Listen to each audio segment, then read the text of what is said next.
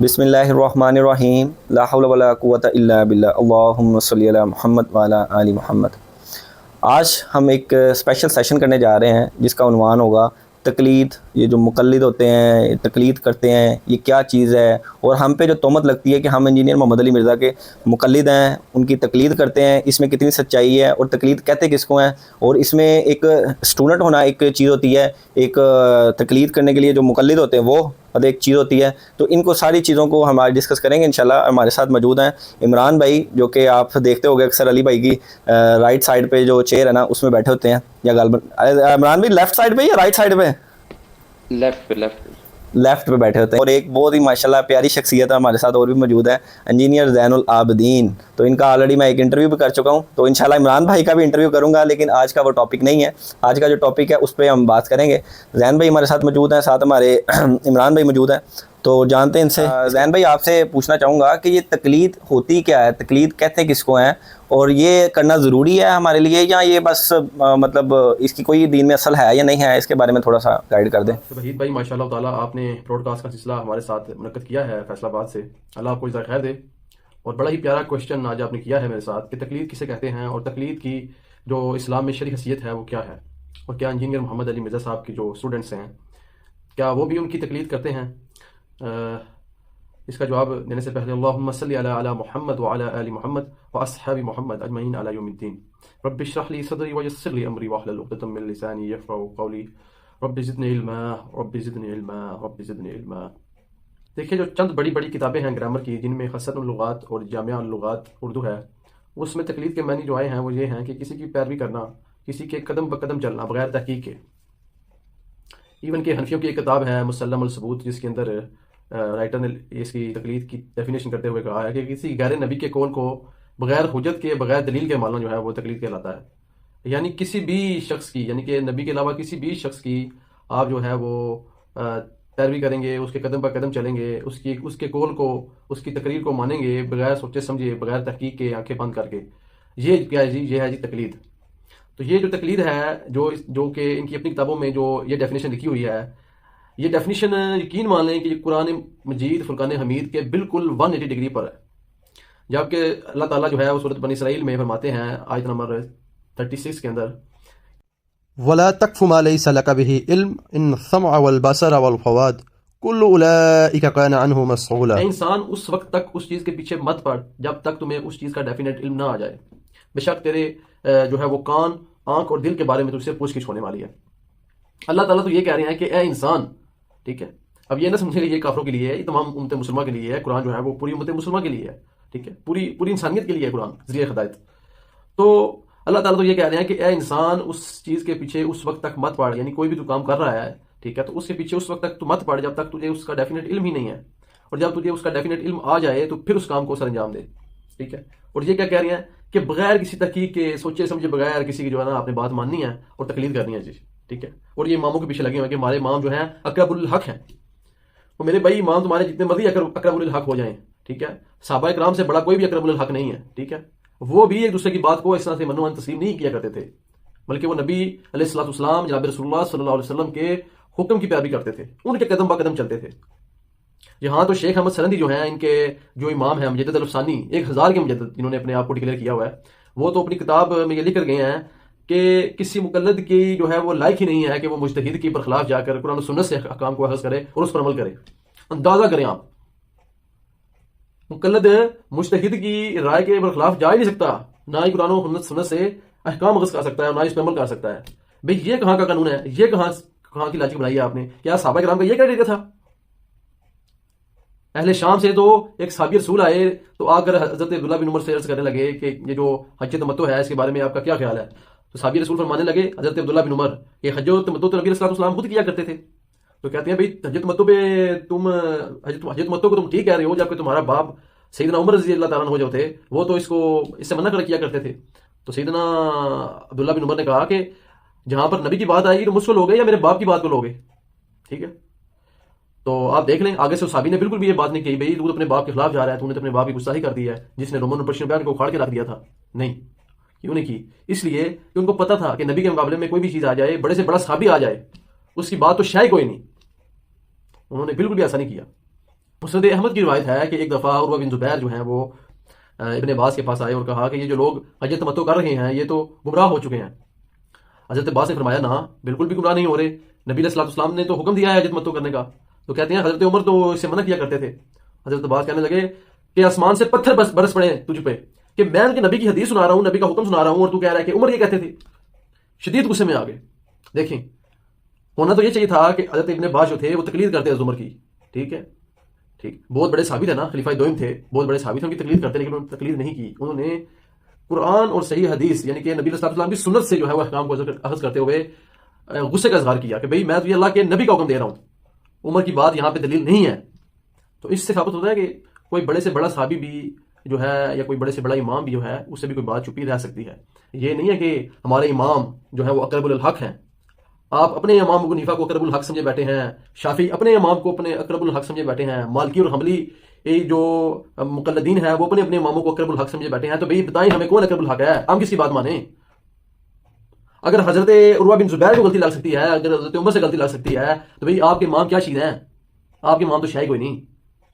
اور شیخ احمد سرہندی صاحب کا جو قول ہے اس کے مطابق مجھے بتائیں کہ یہ شیخ احمد سرہندی صاحب کا یہ قول ٹھیک ہے؟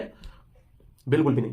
میرے بھائیوں، بڑے سے بڑے صحابی کو بھی جو ہے وہ غلطی لگ سکتی ہے ایز اے انسانیت، ایز اے بشریت، ٹھیک ہے جی۔ میرے بھائی، جو بندہ بخاری اور مسلم کو دیکھ کر، جو بندہ قرآن و سنت سے ریفرنس سن لینے کے بعد، دلیل آ جانے کے بعد بھی یہ کہے کہ ہم تو اپنے بزرگوں کی لائے ہوئے دین کے اوپر چلیں گے، ہمارے بزرگ تو یہ کرتے رہے، ہمارے ماں باپ تو یہ کرتے رہے، تو میرے بھائی یہ زہر قاتل ہے اسلام کے لیے۔ بخاری اور مسلم میں حدیث ہے نا، بخاری میں 3212 اور مسلم شریف میں جو ہے وہ 6324 نمبر حدیث ہے۔ احسان ابن ثابت جو تھے وہ صحابی رسول تھے جو نبی علیہ الصلوۃ والسلام کو شعر سنایا کرتے تھے۔ تو وہ ایک دفعہ جو ہے وہ مسجد میں بیٹھ کے کچھ صحابہ کو شعر سنا رہے تھے، تو حضرت عمر رضی اللہ تعالیٰ عنہ آئے اور آگے ان کو گھورنے لگے۔ تو کہتے ہیں ایسے نہ گھور، تو اس سے بہتر شخص تھا جو ہمیں موجود تھا اور ہم ان کو شعر جو ہے وہ سنایا کرتے تھے، اشعار سنایا کرتے تھے، ٹھیک ہے۔ تو حضرت عمر نے کہا لاؤ دلیل کہاں ہے، ہمارے پاس کیا دلیل ہے؟ تو پاس بیٹھے ہوئے تھے ابو ہریرہ رضی اللہ تعالیٰ عنہ، کہتے ہیں ابو ہریرہ رضی اللہ عنہ کہتے ہیں کہ بتاؤ انہیں کہ کیا ہمیں وہ بہترین شخص موجود نہیں تھے جو ہمارے لیے ممبر رکھوایا کرتے تھے اور کہا کرتے تھے کہ احسان اشعار پڑھ، تیرے اشعار جو ہیں وہ تیروں سے بھی زیادہ سخت جا کر دشمنوں کے دلوں پر لگتے ہیں۔ وہ دعا کرایا کرتے تھے کہ جو ہے وہ اے اللہ احسان ابن ثابت پر روح قدس کے ذریعے سے جو ہے احسان ابن ثابت کی مدد فرما۔ تو میرے بھائی، اگر تمہیں کو غلطی لگ سکتی ہے تو آپ کے امام کیا چیز ہے میرے بھائی؟ کیا مجھے بتائیں کہ صحابی کا رتبہ بڑا ہوگا یا کسی امام کا رتبہ بڑا ہوگا؟ صحابی رسول کا رتبہ بڑا ہوگا نا۔ کسی عام بے دین بندے سے جو کسی نے بھی نماز بھی نہ پڑھی ہو کسی نے، اس سے آپ پوچھ لیں کہ میرے بھائی کسی بابے کا بزرگ کا رتبہ بڑا ہوگا یا حضرت عمر فاروق کا رتبہ بڑا ہوگا یا صحابی رسول کا رتبہ بڑا ہوگا؟ تو کہے گا یار صحابی رسول کا رتبہ بڑا ہوگا۔ تو میرے بھائی، اگر صحابی رسول کو غلطی لگ سکتی ہے تو بابے تو شاہی کوئی نہیں، ٹھیک کہتے ہیں انجینئر صاحب، بابے تو شاہی کوئی نہیں۔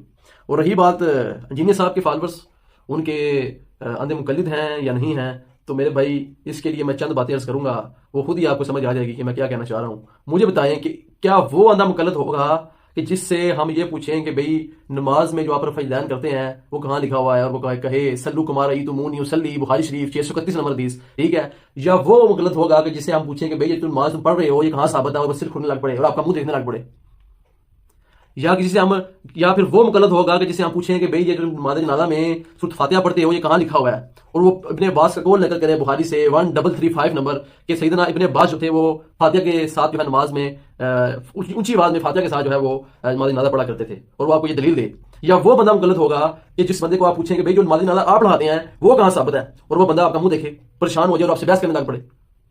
وہ بندہ مقلد ہوگا کہ جس سے پوچھا جائے کہ بتاؤ کہ جو تم نمازوں کو جمع کرتے ہو یہ کہاں لکھا ہے، تو وہ بتائے کہ مسلم شریف میں 1628 نمبر 1629 نمبر حدیث ہے کہ نبی علیہ الصلوۃ والسلام بغیر خوف کے، بغیر سفر کے، بغیر جو ہے وہ بارش کے جو ہے وہ نمازیں جمع کیا کرتے تھے اور نمازیں پڑھا کرتے تھے، ٹھیک ہے؟ یا وہ بندہ ہوگا کہ جس کو کہے کہ یار کہ تم نمازیں جمع کیوں نہیں کرتے اور آپ منہ دیکھے ہیں یہ کہ نماز نکال لی ہیں جناب، تھی زور اثر کٹھی پڑھ رہے ہو تو مغرب عشاء کٹھی پڑھ رہے ہو۔ وہ بندہ مقلد ہوگا کہ جسے ہم یہ پوچھیں کہ بھئی اذان سے پہلے جو تم صلاۃ السلام پڑھتے ہو وہ کہاں ثابت ہے، اور وہ آپ کا منہ دیکھے۔ اور وہ بندہ مقلد ہوگا کہ جس سے یہ پوچھا جائے کہ بھئی آپ اذان سے پہلے جو ہے وہ صلاۃ السلام کیوں نہیں پڑھتے، اور وہ کہے بخاری شریف کی حدیث من احدث ھذا فی امرنا ما لیس فیہ فہو رد، کہ جس نے دین میں جو ہے وہ کوئی چیز نئی شامل کی وہ ہے اس نے بدعت کی، اور بدعت کا انجام کل بدعت ضلالہ و کل ضلالۃ فی النار، ہر بدعت گمراہی ہے اور ہر گمراہی جو ہے وہ دوزخ میں لے کر جانے والی ہے۔ میرے بھائیو اندازہ کریں، اب خود ہی فیصلہ کر لیں کہ کون مقلد ہے اور کون غیر مقلد ہے، کون جناب رسول اللہ علیہ وسلم کی باتوں کو مان کر یہ کہتا ہے کہ مجھے کسی بزرگ بابے کا قول نہ دکھاؤ، مجھے دکھاؤ اللہ کے رسول نے کیا فرمایا ہے، ٹھیک ہے؟ انجینئر صاحب نے کبھی یہ دعویٰ نہیں کیا کہ میں اقرب الحق ہوں، کبھی انہوں نے دعویٰ نہیں کیا کہ آپ میری پیروی کریں، میرے قدم بقدم چلیں بغیر تحقیق کے۔ وہ کہتے ہیں کتابوں سے دیکھیں، کتابوں میں ڈھونڈیں اور اختلاف رائے رکھیں۔ ایک واحد انجینئر صاحب بھی تو ہیں اس پلانٹ ارتھ پہ جنہوں نے ہمیں تمام مقاطع فکر سے جو ہے وہ اختلاف رائے رکھنے کا حق دیا ہوا ہے۔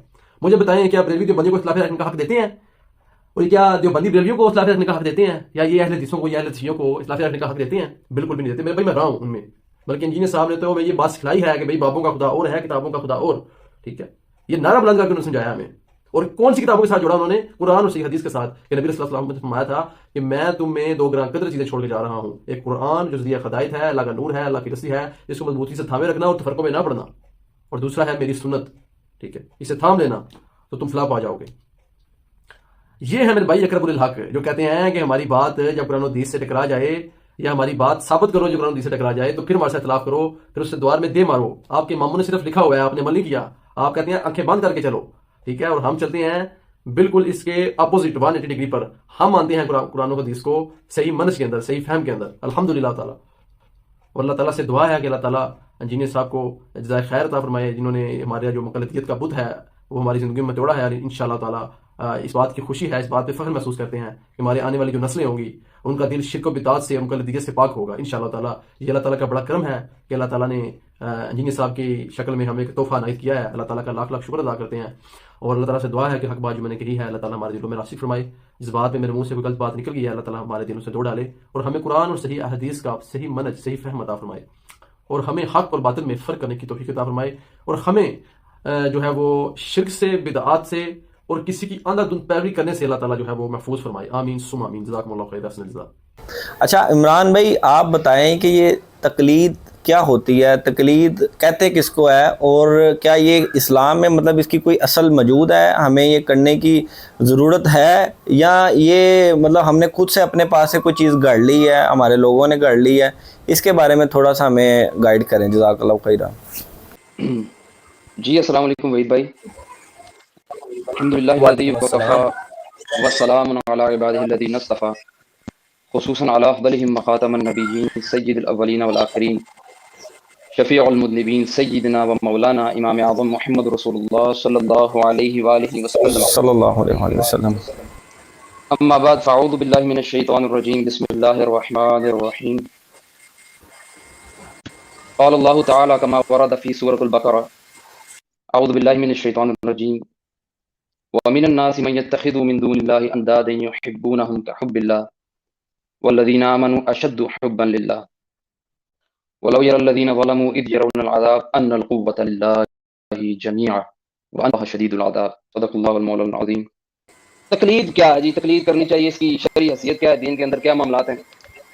تو دیکھیں، یہ پچھلی جو میں نے آپ کے ساتھ گفتگو کی وہ بھی تقلید سے ہی ریلیٹڈ ہے۔ مقلدین یہ سب کچھ کر رہے ہیں، جنہوں نے اپنی آنکھیں بند کر کے لوگوں کے نظریات اور کسی ایک شخصیت کو پکڑ کے اس کے نظریات جو ہے وہ قرآن و سنت جنہوں نے ترجیح دی، تو یہ نتیجہ نکلنا تھا، یہ رزلٹ نکلنا تھا کہ معاشرے میں نارگی ہے۔ یہ کہتے ہیں اتحاد امت، اتحاد امت کیسے ہو؟ آپ ایک جگہ پہ نہیں آ رہے، آپ نے اپنی اپنی کتابیں بنائی ہوئی ہیں، بالکل کہتے تو ہو قرآن ہے، بخاری ہے، مسلم ہے، کرتا کون ہے اس کے اوپر عمل؟ بخاری مسلم کو بالائے طاق میں رکھا ہوا ہے، قرآن کو بالائے طاق میں رکھا ہوا ہے، مہجور کیا ہوا ہے ان ساری کتابوں کو آپ نے، اور باتیں کرتے ہیں کہ جی ہم اتحاد امت میں کام کریں گے، اتحاد امت میں کام کریں گے، اور یہ جملہ مشہور کیا ہوا جی کسی کو چھیڑو نہ اپنا چھوڑو نہ۔ بھائی سب کو چھیڑو، سب کو چھیڑو، طریقے سے، علمی والے سے سب کو چھیڑو، اور اپنا پہننا نہیں تو پھر تو آپ جو ہے نا وہ ہندوؤں بھی کہیں کہ کسی کو چھیڑو نہ اور اپنا چھوڑو نہ، عیسائی کو بھی کہیں کسی کو چھیڑو نہ اپنا چھوڑو، ایک اصول مبادی بناؤ۔ ایسے ہی۔ اور دیکھیں میں سمجھتا ہوں جی عمران بھائی، میں اس میں یہ کہنا چاہ رہا تھا کہ اگر نبی صلی اللہ علیہ وسلم بھی یہی کرتے آگے کہ بھئی دین پھیلاتے لیکن کسی کو چھیڑتے نہ، ان کے قائد پہ ان کا رد نہ کرتے، تو پھر دین کیسے پھیلنا تھا؟ ایسے ہی تو پھر تو دین ادھر ہی رہ گیا تھا، عرب میں ہی، اسی مکے میں ہی دین ختم ہو جاتا۔ چھیڑنا ہے لیکن بدتمیزی نہیں کرنی، چھیڑنے سے مراد یہ ہے کہ دعوت پہنچانی ہے، ہماری ڈیوٹی یہ ہے۔ ہمیں اللہ تبارک و تعالیٰ نے کہا ہے وَكَذَلِكَ جَعَلْنَاكُمْ أُمَّةً وَسَطًا لِتَكُونُوا شُهَدَاءَ عَلَى النَّاسِ، اسی طرح میں امت، درمیانی امت بناتا ہوں تاکہ وہ لوگوں پر گمراہ ہو، وَيَكُونَ الرَّسُولُ عَلَيْكُمْ شَهِيدًا، اور رسول ان کے اوپر گواہ ہو، یہ لوگوں پر گواہ ہو اور رسول ان کے اوپر گواہ ہو۔ یہ آیت پڑھی ہے نبی علیہ الصلوۃ والسلام نے حجۃ الوداع کے موقع پر، اور فرمایا اللہم اشہد، فرمایا کہ میں نے تم پر دین پہنچا دیا، صحیح بخاری میں۔ تو آپ علیہ الصلوۃ والسلام نے جب پوچھا صحابہ سے کہ میں نے تم تک دین پہنچا دیا، تو صحابہ نے کہا یا رسول اللہ آپ نے دین پہنچا دیا، آپ نے ہماری نصیحت فرما دی، حق ادا کر دیا آپ نے، ادا کر دیا۔ نبی علیہ الصلوۃ والسلام نے انگلی آسمان کی طرف اٹھا کر اللہ مشہد اللہ مشہد اللہ مشہد، اللہ گواہ رہنا، یہ مان رہے ہیں. آگے ڈیوٹی لگی ہے ان کی دین لوگوں تک پہنچانے کی. اگر کسی کو چھیڑنا نہیں تو یہ تو ختم نبوت کے خلاف ہے.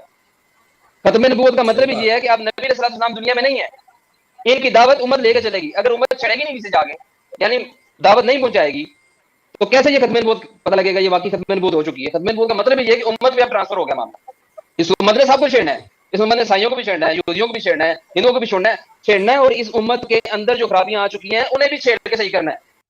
جیسے وہ استاد محترم کہتے تھے کہ پانی کھڑا ہونا، اس کے اندر جو ہے نا وہ مخالفت میں، اگر اس پانی کی مخالف سمت میں جب کوئی پتھر بھاری پڑا ہو نا تو اس کی آواز آتی ہے، وہ اس کے ساتھ پانی ٹکراتا ہے، ٹکرانے کے بعد تو آواز کرتا ہے. وہ پتھر اس ریزسٹنس کا اظہار کر رہا ہوتا ہے کہ نہیں، میں نے تمہارے ساتھ نہیں بہنا، میں ادھر ہی کھڑا ہوں. اسی طرح امت کے اندر جو بہ رہے ہیں لوگ خرافات کے اندر اور باطل عقائد کے اندر بہتے جا رہے ہیں، ان کے سامنے کھڑا ہونا پڑے گا، اس چٹیل چٹان کی طرح بالکل اس کے سامنے کھڑا ہونا پڑے گا، اور اس کی آواز تو بنے گی، آواز تو آئے گی. یہ تو ہوگا پھر، اس کے علاوہ تو کچھ نہیں یہ تو ہوگا. تو جی، تو تقلید کے موضوع پہ ہم آتے ہیں واپس. تقلید جو ہے جی ادبی گالیاں چھوٹی چھوٹی رکھی ہوئی ہیں انہوں نے، ٹھیک ہے. جو ان کے ساتھ تقلید خود کر رہے ہیں، بریلوی تقلید نہیں کرتے، معمولی کرتے ہیں، دیوبندی بھی کرتے ہیں، تو دونوں بھی ایک دوسرے کو غلط کہتے ہیں بھائی. اور دوسری پکی والی جواب لے لیں، ہم تقلید کرتے ہیں جی، اچھا آپ کو کیا ہے؟ آپ تو اس کو برا تب آپ نہ کرتے ہو بھائی. ہاں اگر آپ بھی تقلید کر رہے ہیں اور کوئی دوسرا بندہ بھی تقلید کر رہا ہے تو آپ کو کیا مسئلہ بھائی؟ آپ کیسے روک سکتے ہیں اس کو؟ آپ تو تب روکیں گے اب آپ کہہ رہے ہو کہ نہیں تقلید نہیں کرنی چاہیے. نہیں جی، یہ تو اسلام کے خلاف ہے، یہ تو قرآن و سنت کے خلاف ہے. پھر آپ کسی کو کہنا کہ آپ تقلید کر رہے ہیں. جب آپ ایک چیز کو جائز سمجھتے ہیں، جائز بلکہ دین کا حصہ سمجھتے ہیں، تو اس پہ اگر کوئی تقلید کسی کی کر لے گا تو آپ کو تو یہ ہم حق نہیں دیتے کہ آپ اس کے اوپر اعتراض اٹھائیں. ہاں کوئی دوسرا اعتراض اٹھائے بندہ جو کہ تقلید نہ کر رہا ہو، تو پھر ہم کہیں گے یار آپ کی بات بالکل ٹھیک ہے، نہیں کرنی چاہیے. صحیح بات ہے. آپ کو ہم جواب دیں، آپ کو تو ہم جواب دے نہیں ہے، آپ ہمیں جواب دیں ہیں کہ آپ نے جو معاشرے کے اندر تباہی مچائی ہوئی ہے اور معاشرے کے اندر جو انارکی پھیلائی ہوئی ہے فرقہ واریت کے کو ہوا دینے کے لیے، ہم آپ سے جواب مانگتے ہیں. آپ ہم سے کب جواب مانگ رہے؟ ہمارے سے تو کوئی جواب نہیں مانگ سکتا بھائی، ہم آپ سے جواب مانگیں گے. اور علی بھائی اکثر کہتے ہیں پوچھو ہی نہ علماء، پوچھو ہی نہ کچھ آگے، اور پوچھتے ہیں وہ. جب وہ پوچھتے ہیں تو یہ پھر کہتے ہیں وہ انجینئر نہیں سنتا بھائی. یہ کیا سوال کا جواب ہوا؟ دیکھیں ہم جب قرآن کتاب و سنت کی تعلیمات ہمیں معلوم ہوئی تو میں تو پریشان ہو گیا، ٹھیک ہے. تو ہم تو گئے علماء کے پاس، اور بڑے ادب سے بڑے احترام سے ہر ایک کے پاس گئے. ساروں نے لاتے مار مار کے ہمیں مسجد سے نکالا، ہمیں ہمارے ساتھ بدتمیزی کی، کفر کے فتوے، اور ادھر مسجد واپس نہ آنا، اور یہ ہو جائے گا اور وہ ہو جائے گا، ٹھیک ہے. ہم اسٹوری سنانا شروع کرے تو وہ تو ختم نہیں ہوگی. تو ہم تو گئے تھے نا بھائی آپ کے پاس، آپ نے اس طرح کی حرکات کر کے ہمیں تو واضح ہو گیا نا آپ کے پاس کوئی دلیل کوئی نہیں. جی تو سب سے پہلے یہ دو نمبری کرتے ہیں. دو نمبری یہ کہ ان کی اپنی کتابوں میں تقلید کی تعریف کیا لکھی. میں آج کل کی جو ان کی کتابیں ہیں جو ان کی مشہور میں آپ کو بتا دوں. جال حق میں احمد یار نعیمی صاحب نے، اور اختلاف امت صراط مستقیم، ٹھیک ہے جی، یوسف ودیانوی صاحب دیوبندی ہو گئے وہ، اور یہ بریلوی ہو بریلویوں گیا. کے جی جی کہہ لیں کہ وہ ساری منطق انہیں کے اوپر چل رہی ہے. احمد یار نعیمی صاحب دونوں میں ایک ہی تقلید کا طریقہ لکھا ہوا ہے جی. امام کا قول ماننا ہے بغیر دلیل کے، جب امام کا قول ماننا ہے بغیر دلیل کے تو اس کو کہتے ہیں تقلید. جب ہم پوچھ رہے ہیں کہ مرزا صاحب بتائیں، انجینئر محمد علی مرزا صاحب بتائیں کہ یہ معاملہ، اس معاملے میں کیا رائے ہے آپ کی، تو وہ آگے سے کہتے ہیں میری رائے چھوڑیں، یہ بخاری میں لکھا ہوا ہے، یہ مسلم میں لکھا ہے، یہ قرآن میں لکھا ہوا ہے. وہ تو کتابوں کے ساتھ جوڑ رہا ہے، وہ تو ہمیں کسی شخصیت کے ساتھ جوڑ ہی نہیں رہا، اور وہ کتابیں وہ ہیں جو ہمیں رسول اللہ کے ساتھ جوڑ رہی ہیں. تو وہ ہم تو بات ہی نہیں مانتے اس بندے کی، ٹھیک ہے. اور ہم تو پبلک میں جو ہے نا اکثر بدتمیزی بھی کر دیتے ہیں اپنے استاد محترم کے لیے، کہ لوگ کہتے ہیں یار دیکھو جی کتنے پیار سے بات کر رہے ہیں اور دوسرے کو بھی، ٹھیک ہے یار. ہم تو اس حد تک چلے جاتے ہیں، اور بہت سارے لوگ اختلاف کرتے ہیں، ہم نے بیٹھ کے بھی اختلاف کرتے ہیں، ہماری ڈسکشنز ہوتی ہیں، سارے معاملات ہوتے ہیں، ہمیں تو یہ بتانے کی ضرورت ہی کوئی نہیں. تو یہ تقلید تو آپ کر رہے ہیں بھائی. اور احمد یار نعیمی صاحب آگے چل کے جال حق میں پتہ کر لیتے ہیں، وہ کہتے ہیں جی کہ جو تقلید کرتا ہے نا وہ امام کے قول کے اوپر رہتا ہے اور اس کے مسئلہ حل ہوتا جاتا ہے. جو حدیثوں کو مانتا ہے نا تو حدیث اگر وہ ضعیف ہو جاتی ہے نا تو مسئلہ ہی ختم ہو جاتا ہے، پھر وہ ڈھونڈتا رہتا ہے او یہ تو حدیث ہی ضعیف ہوگی، اب میں ان مسئلہ کا کہاں سے ڈھونڈوں. نہیں تو یار ان کی حالت میں نے پڑھا تھا یہ. بات سمجھ جی. بندہ سوچے یار، پہلے آپ کہتے ہیں جی امام کا جو قول ہے نا وہ قرآن و حدیث کے مطابق ہے، پھر آپ کہتے ہیں جی ضعیف ہوگی تو اس کا معاملہ. میں بتاتا ہوں یہ آپ کے امام کا قول بتائیں نا کیا ہے. انتقال خون پہ کیا کریں، جگر ٹرانسپلانٹ پہ کیا کریں، ٹھیک ہے جی، دل کی سرجری پہ کیا کریں، کتبین پہ نماز پڑھنی ہے، 6 مہینے کا دن ہے 6 مہینے کی رات، کیا کریں. تو آپ بتا دیں مسئلہ یہ، اپنے امام سے بتا دیں تو ادھر پہ ٹھوس ہو جائیں گے. بھائی ہمارا منہج کیا ہے؟ ہمارا منہج یہ ہے کہ حجۃ الوداع کے موقع پہ نبی علیہ الصلوۃ والسلام دو چیزیں دے گئے ہیں حاکم کی جو حدیث ہے، کتاب اور سنت. اور مسلم میں حدیث ہے نبی علیہ الصلوۃ والسلام جو ہیں وہ کتاب اللہ دے کے گئے ہیں اور اس کے ساتھ اہل بیت کا احترام دے کے. ٹھیک ہے جی. حدیث ثقلین جو ہے وہ کتاب اللہ میں دین ملے گا، سنت میں ملے گا. سنت وہ ہوگی جو صحیح حدیث سے ڈرائیوڈ ہوگی. ایک تو سنت وہ ہے جو تواتر سے چل رہی ہے، مثلا سارے مسلمان 5 نمازیں پڑھتے ہیں جنہیں محمد مرزا صاحب بتا بتا کے لوگوں کو جو ہے نا وہ تھک گئے ہیں، پھر بھی یہ جو ہے نا وہ لوگوں کو بھی تو سمجھ لا گئی. ہمارے اسٹوڈنٹس کو الحمدللہ سمجھ لا گئی ہے، مولویوں کو سمجھ لا گئی. سنت یہ ہے بھائی کہ جو طریقہ رائج ہو. جیسے سنت ابراہیمی پہلے چل رہی تھی، لوگ طواف بھی کرتے تھے خانہ کعبہ کا، سنت ابراہیمی کے تحت ہی وہ قربانی بھی کرتے تھے. ہے مشرک تھے لوگ، مشرکین مکہ، وہ قربانی بھی کرتے تھے. اسی طرح حج کے مہینے بھی معلوم تھے لوگوں کو. ٹھیک ہے، قرآن پاک نے کوئی حج کے مہینے نہیں بتایا. اسی طرح بہت ساری چیزیں، صفا مروہ بھی ہوتا تھا، ان الصفا والمروہ من شعائر اللہ فمن حج البیت او اعتمر فلا جناح علیہ. تو یہ آیات بھی قرآن میں آئی، پہلے سے کرتے تھے. اس کے بارے میں صحابہ نے سوال اٹھایا کہ یہ پہلے سے بھی ہو رہا ہے تو ہم اس کو کریں، تو اللہ نے انڈورس کیا ہاں کرو، کیوں نہیں کرنا. جب سوال اٹھے گا تو اس کے اوپر جواب آ جائے گا، ورنہ سوال نہیں اٹھ رہا تو جواب دینے کی ضرورت نہیں. اللہ تعالیٰ جس طرح معاملات چل رہے ہیں اسی طرح چل رہے ہیں. تو سنت چلتی آ رہی تھی. تو پہلے ہوتا کیا تھا، آدم علیہ السلام سے بھی سنت چلتی آ رہی تھی. آدم علیہ السلام کا طریقہ چل رہا تھا، چینجنگ ہو گئی، سنت میں تبدیلی آ گئی. نوح علیہ السلام آ گئے، نوح علیہ السلام کا طریقہ چلتا گیا، چینجنگ ہوگی. پھر کیونکہ جب لوگوں میں طریقہ رائج ہوتا ہے نا تو وہ لازمی تو نہیں کہ وہ بالکل 100% ایکوریٹ رائج رہے. اور نبی علیہ الصلوۃ والسلام کے کیس میں ایسے ہوا کہ نبی علیہ الصلوۃ والسلام کے آنے سے پہلے سنت ابراہیمی تبدیلیاں تو آ چکی تھی، سنت چل رہی تھی لیکن 100% ایکوریٹ نہیں تھی چل رہی. اس میں تبدیلیاں آ چکی تھی. وہ ننگا طواف کرتے تھے، قربانی بھی وہ اللہ کے نام کی نہیں تھے دے رہے، اس میں بھی بتوں کا حصہ رکھتے تھے. تو اس طرح بہت ساری سنتیں تو تھیں جو نبیوں کی چلتی آ رہی تھی، لیکن اس میں تبدیلی واقع ہو جاتی تھی ہر نبی کے کیس میں. موسیٰ علیہ السلام کی بھی سنتیں تھی، وہ بھی ختم ہو گئی. ختم یعنی اس میں بھی بگاڑ آ گیا. عیسیٰ علیہ السلام کی بھی سنتیں کچھ چل رہی تھی، اس میں بھی بگاڑ آ گیا. یعنی وقت گزرنے کے ساتھ یہ نیچرل چیزیں بگاڑ آئے گا، تو حمات سے عمل ہوں گے، معاملات خراب ہوں گے. یعنی ایک نبی کی جب سنت خراب ہوتی تھی نا تو دوسرا نبی آ جاتا تھا، اللہ کتاب اتارتا تھا، نیا اسی سنت کو روایت کر دیا جاتا تھا. پھر اس کی سنت خراب ہوتی تھی، کچھ عرصے بعد نبی آ جاتا تھا. بنی اسرائیل کے کیس میں تو خیر آپ کہیں گے 2000 سال تک نبیوں کی چین ٹوٹی کوئی، جو سنت چلتی تھی وہ چلتی جاتی تھی، وہ اسی طرح لے کے چلتے جاتے تھے. تو عیسیٰ علیہ السلام کی بھی سنت چل رہی تھی، بنی اسرائیل میں سنتیں چل رہی تھی. اسی طرح جو مکے میں اسماعیل علیہ السلام کی اولاد تھی اس میں بھی ابراہیم علیہ السلام کی سنتیں چل رہی. اب وہ سنتیں تبدیل ہوتی تھی تو نیا نبی آ کے یا ٹھیک کرواتا تھا یا پھر کتاب بھی نازل ہو جاتی تھی. اب نبی علیہ الصلوۃ والسلام کی بھی، نبی علیہ الصلوۃ والسلام جب آئے تو ابراہیم علیہ السلام کی جو سنتیں تھیں ان کو آپ نے ٹھیک کیا. قرآن میں آیات بھی آ گئی بہت سارے موقعوں پہ. اسی طرح نبی علیہ الصلوۃ والسلام نے اس معاملے کو ٹھیک بھی کیا. حجۃ الوداع کے موقع پر جو ہے نا وہ حجۃ الوداع سے پہلے جو حج ہوا ہے جس میں سیدنا جو ہے وہ ابو بکر رضی اللہ عنہ علیہ السلام جو حج کے امام تھے، یعنی حج ان کے تحت ہو رہا تھا. تو اس دوران جو آیات نازل ہوئی سورۃ توبہ کی، تو سیدنا علی علیہ السلام کو نبی علیہ السلام نے بھیجا کہ آپ جا کے اناؤنسمنٹ کریں. تو انہوں نے وہ گئے، تو انہوں نے اناؤنسمنٹ کی کہ 3 مہینے کا وقت ہے مشرکین مکہ کے لیے، 3 مہینے کے 4 مہینے کے سورۃ توبہ کی آیات انہوں نے تلاوت کی. تو اسی دوران وہاں پہ بھی یہ بھی اناؤنسمنٹ ہوئی کہ اب ننگا طواف نہیں کیا جائے. ٹھیک ہے، تو اس طرح سے جو سنتیں خراب ہو چکی تھی ان کو ٹھیک بھی کیا. اب نبی آیا تو سنتیں ٹھیک ہوئی کہ آٹومیٹکلی سنتیں ٹھیک ہوگی. نبی آیا تو سنتیں ٹھیک ہوگی. اسی طرح نبی علیہ الصلوۃ والسلام کی بھی سنت صحابہ کے ذریعے سے آگے چلنی شروع ہوگی. عوام میں اس کا رائج ہونا شروع ہو گیا. لوگ دیکھ کے، خلفائے راشدین کو دیکھ کے، اہل بیت کو دیکھ کے، صحابہ کرام رضوان اللہ تعالی اجمعین کو دیکھ کے وہ سنتوں پہ عمل کر رہے تھے. لیکن پھر بگاڑ آنا شروع ہو گیا اسی تحت جیسے پہلے آتا تھا کہ ٹوٹلی سنت تو خراب نہیں ہوئی لیکن ان کے اندر سے بدعات خرافات شروع ہو گئی. تو اس کو کیسے اب ٹھیک کیا جائے؟ ختم نبوت تو ہو چکی، نیا نبی آنا نہیں، نئی کتاب آنی، تو کیا کیا جائے؟ تو پھر محدثین نے اللہ تبارک و تعالیٰ کے فضل سے وہ سنتیں اکٹھی کی، بخاری کی شکل میں، مسلم کی شکل میں، ابو داؤد، نسائی، ترمذی، ابن ماجہ کی شکل میں، اور بھی حدیث کی کتابوں کی شکل میں وہ روایات کو اکٹھا کیا گیا اور اس سے سنت کمپائل کی گئی. تو آج کی ڈیٹ میں سنت جو ہے وہ طریقہ بھی ہے جو رائج طریقہ سے چلتا آ رہا ہے، ان میں جس میں کوئی اختلاف نہیں ہے. مثلا نمازیں 5 ہی ہیں، ٹھیک ہے جی، نمازوں کی رکھتے وہی ہیں، فجر کی 2 ہیں، زور کی 4 ہیں، فرائض کی بات کر رہا ہوں.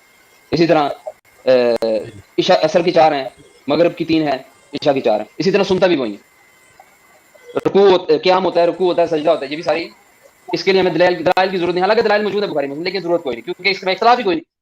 اذان ہونی چاہیے 5 وقت، ٹھیک ہے، اس میں بھی کوئی اختلاف نہیں ہے. اسی طرح جی عید پڑھنی چاہیے، اس میں بھی کوئی اختلاف نہیں ہے. حج کرنا چاہیے، اس میں بھی کوئی اختلاف نہیں. حج کے مہینے کیا ہے وہ اللہ نے قرآن میں کہہ دیا کہ آج کے مہینے معلوم ہے بتانے کی بھی ضرورت نہیں. اس حد تک یعنی وہ سنت رائے وہ جو صحیح چل رہی تھی وہ چل رہی تھی. اس کا مطلب ہے اگر سنت چلتی جائے لوگوں کے ذریعے سے تو کچھ تو سنتے ہوں گی جو جس میں اختلاف نہیں آ رہا ہوگا, وہ ایز اے جنرل سنت چل رہی ہوگی. لیکن جو اس کی نیٹی گیٹنگز ہے اور اس کی جو تفصیلات ہیں اس سنت کی, اس میں بہت سارے اختلافات آ سکتے ہیں. جیسے کہ مشرکین مکہ کے دور میں آئے, انہوں نے ابراہیم علیہ السلام کی سنتوں کو چینج کیا تو نبی نے آ کے ٹھیک کیا. تو اب نبی کسی نے آنا کو نہیں, کتاب بھی کوئی نازل نہیں ہونی.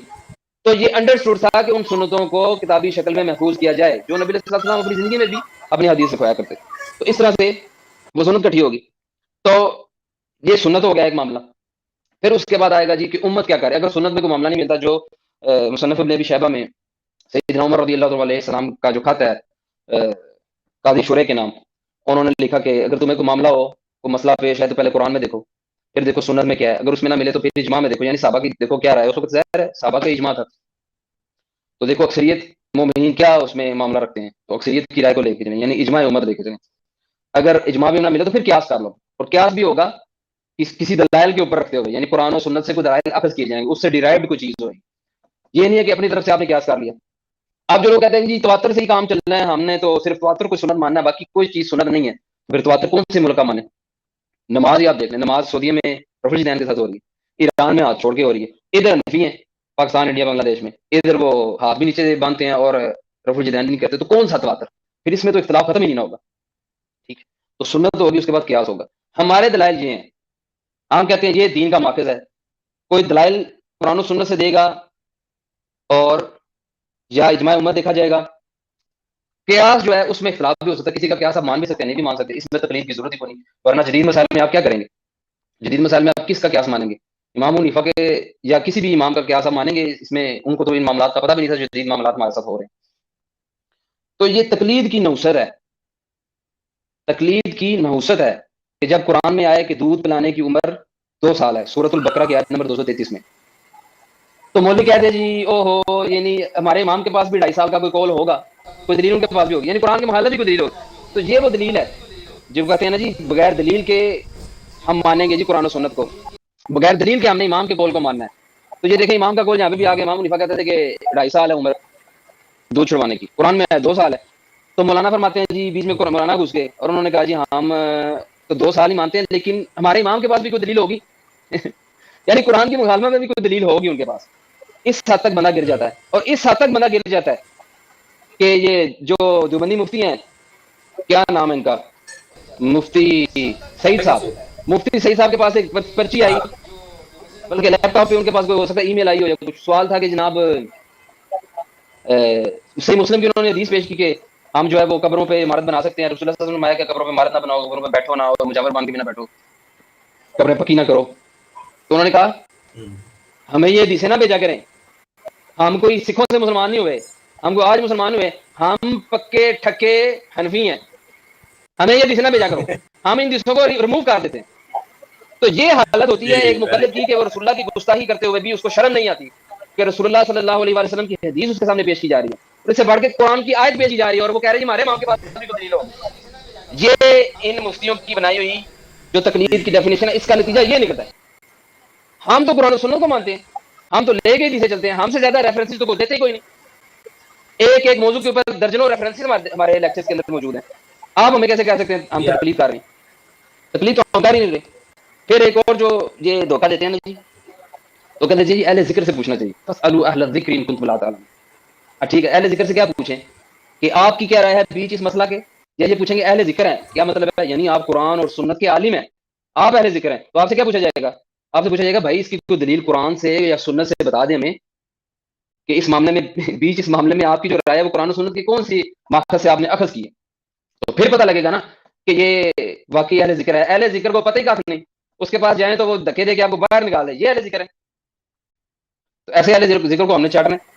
اور اہل ذکر پھر قرآن میں 1000 سے زیادہ جو سائنٹیفک آیات ہیں ان کا تو مولوی کو پتہ ہی کو نہیں, جو سائنٹیفک فیکٹ سے ڈیل کر رہی ہیں, ایمبرولوجی کی فیلڈ میں ہے, زوالوجی کی فیلڈ میں ہے, سائنٹیفک فیلڈ جو اسپیس سائنسز ہے, ساروں کے اندر اس کو جی انہوں نے عمران بھائی الٹا انہوں نے وہ کہہ دیا کہ زمین ساکن ہے, وہ پتہ نہیں کہاں سے نکال لی یہ بات, وہ قرآن میں ابھی تک ڈٹے ہوئے ہیں, پورے پروگرام ریکارڈ کرائے ہوئے ہیں کہ زمین ساکن ہے. ٹھیک ہے, سائنس جھوٹ بول رہی ہے اور قرآن کی ان آیات سے بھی نہ بلد ہے جس میں اللہ تعالیٰ نے قرآن میں زمین کو کہنا ہے اس کو بچھونا بنایا ہے، اس کی وجہ سے کہہ رہے ہیں یہ ساکن ہے. ٹھیک ہے، یعنی وہ رہنے کے قابل اللہ تعالیٰ نے بنائی ہے تاکہ انسان. ایسے علماء جن کو قرآن کا فہم بھی نہ ہو، ان کے مطالب بھی پتہ نہ ہو، تو ان کو ہم کیسے مان لیں اور ان کی تقلید کریں اور ان کے اماموں کی تقلید کریں جنہیں خود نہیں پتا. ان کے امام اگر ان کو بتا کے جاتے تھے یہ والے مسئلے تقلید کے ذریعے سے تو آج ان کو بھی پتا ہوتے. ان کو تو قرآن و سنت کا علم نہیں ہے، تقلید تو چھوڑ دیں گی. تو یہ پھر اگر اس طرح کے معاملات ہوتے ہیں نا، جب قرآن و سنت سے بندہ دور ہوتا ہے اور تقلید میں جاتا ہے، تو سورۃ الفرقان کی ایک آیت میں وہ اکثر پڑھتا ہوں تو مجھے حیرت ہوتی ہے وہ آیت سن کے. اللہ تعالیٰ فرماتا ہے اعوذ باللہ من الشیطان الرجیم الذین اذا ذکروا بآیات ربہم لم یخروا علیہا صما وعمیانا. وہ لوگ جن کے اوپر اللہ کی آیات، مومنین کی اللہ تعالیٰ نشانی بتا رہا ہے، وہ لوگ جن کے اوپر اللہ تعالیٰ کی آیات پڑھی جاتی ہیں تو وہ اس کے اوپر گونگے اور اندھے، بہرے اور اندھے ہو کے نہیں گر پڑتے. یعنی ایسے کھڑا ہے ایک بندہ اندھا اور بہرا ہو کے، اس کو تو آیات پڑھی جا رہی ہے اس کے سامنے اور اسے پتہ کوئی نہیں. یعنی ایک بندہ بہرا بھی ہے اور اندھا بھی ہے، نہ اس کو آپ اشاروں سے سمجھا سکتے ہیں نہ اس کو آپ آواز سے سمجھا سکتے ہیں.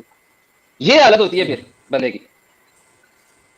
اس وقت منافقین ایسے ہوتے تھے، بس کھڑے ہوتے تھے، ان کا دھیان بھی کہیں اور آنکھیں بھی بند، انہیں پتہ نہیں آگے کیا پڑھا جا رہا ہے. اور شام کو آگے یا اگلے دن آگے کہتے ہیں جی وہ ہم نے تو بڑی باتیں سنی، کام کی گل سمجھ نہیں آئی، کوئی ایویں بس پرانی اسٹوریاں سنا رہے ہیں، سنی کوئی چیز نہیں، دیکھی کوئی چیز نہیں. ٹھیک ہے، تو مومنین کا بتایا گیا ان کے سامنے جب آیات پڑھی جاتی ہیں تو یہ بہرے اور اندھے ہو کے اس کے اوپر نہیں گرتے بلکہ رسپانس کرتے ہیں اس چیز کو. اب ان کا بہرا اور اندھا پانا آپ دیکھ لیں، صرف ادبی گالی کے طور پر لوگوں کو کہہ دینا تقلید کرتے ہیں، اور اپنی یہ حالت ہے کہ قرآن کی آیات اور حدیثیں پیش کی جا رہی ہیں، ہمیں نہ پیش کرو، ہم مقلد ہیں، ہمیں چھوڑ دو، ہم پکے ٹکے انفی ہیں، حدیثیں نہ ہمیں پیش کرو. دیکھو یہ بڑی جرت ہے. اور ہم نہیں کہتے جناب ان کے اوپر 295 سی لگائیں، معاذ اللہ استغفر اللہ، ہم اس چیز سے دور ہیں. ہم نہیں کہتے، ہم علمی اصلاح کریں. ہم کہتے ہیں بھائی کہ یہ آپ علماء کی حالت دیکھ لیں جو یہ کہتے تھے نا جی فلانے کے ساتھ بیٹھ جائیں اور فلانے کے ساتھ بیٹھ جائیں اور فلانے کے ساتھ بیٹھ جائیں. ٹھیک ہے، تو ان کے ساتھ بیٹھیں، ان کی آپ حالت دیکھیں. ہم تو جناب قرآن کے پاس جو ان کے ساتھ حالت ہونی ہے نا قیامت والے دن، وہ آج ہم کر رہے ہیں. جو تبرے انہوں نے اپنے بزرگوں پہ اور ان کے بزرگوں نے ان کے اوپر کرنے ہیں نا قیامت والے دن، وہ آج ہم پہلے سے لانے برات کر رہے ہیں. اس دنیا میں وہ تبرہ کر رہے ہیں، تبرہ یعنی لانے برات. ہم نہیں کہتے لان تان کریں، لان تان کے تو کسی کے اوپر قائل نہیں ہے نا، لان تان ہم کر ہی نہیں سکتے. تو اللہ کا کہ کسی کے اوپر لعنت کرتا تو کرے، یا اس کی لعنت کو کما لے، ایسی حرکتیں کر کے. ٹھیک ہے، قرآن صحیح بخاری میں عیسیٰ نبی علیہ الصلوۃ والسلام نے فرمایا کہ میری امت ساری جنت میں جائے گی سوائے اس کے جس نے جنت میں جانے سے انکار کیا. تو صحابہ نے پوچھا رسول اللہ جنت میں جانے سے کون انکار کر سکتا؟ رسول اللہ نے فرمایا من اطاعنی دخل الجنہ، جس نے میری اطاعت کی وہ جنت میں جائے. ومن عصانی فقد ابا، جس نے میری نافرمانی کی اس نے جنت میں جانے سے انکار کیا. تو نافرمانی تو کھلم کھلا کر رہے ہیں، ہمیں حدیثیں نہ پیش کریں، ہم ان حدیثوں کو ریموو کر دیتے ہیں. ٹھیک ہے جی، یہ تو سیدھی سیدھی سیدھی سیدھی نافرمانی ہے. اور کیا چاہیے اس بات کی دلیل کے لیے؟ تو رسول اللہ نے فرمایا کہ وہ خود انکاری، اور یہ انکاری ہیں. ان کے ساتھ آپ حدیثیں رکھیں، یہ جھگڑا کرنا شروع کر دیں گے. قرآن کی آیات رکھیں، جھگڑا کرنا شروع کر دیں گے کہ ہمارے امام کو نہیں تھا پتا، ہمارے علماء کو نہیں پتا. بھائی نہیں تھا پتا، نہیں تھا پتا کہہ کے بچتے ہیں. اگر پتا تھا اور جان بوجھ کے کر رہے تھے تو پھر آگے بڑا کام خراب ہونے والا ہے. جو اللہ تبارک و تعالیٰ قرآن میں سورۃ البقرہ میں کہتا ہے نا ان الذين يكتمون ما انزلنا من الهدى والبينات من بعد ما بيناه للناس في الكتاب، وہ لوگ جو ہدایت کی اور بینہ چیزیں جو ہے نا بیان کرنے والی چیزیں جو ہے وہ لوگوں سے چھپاتے ہیں جو اللہ نے نازل کی. ان الذين يكتمون ما انزلنا من البينات والهدى، وہ لوگ جو چھپاتے ہیں ما انزلنا من البينات والهدى، اس میں سے جو اللہ تعالیٰ نے نازل کیا، بینات میں سے جو بیان کرنے والی چیزیں تھیں، بعض چیزیں تھیں، والہدى اور ہدایت والی چیزیں، من بعد ما بیناہ للناس فی الکتاب، اس کے بعد کہ وہ کتاب میں لوگوں کو بیان کرنے کے لیے نازل کی گئی تھی. اولئک یلعنہم اللہ ویلعنہم اللاعنون، ایسے لوگوں پر اللہ کی لعنت ہے اور ہر لعنت کرنے والے کی لعنت. تو ان کی حالت تو یہ جو قرآن و سنت سے چھپاتے ہیں، ان کی یہ حالت ہے.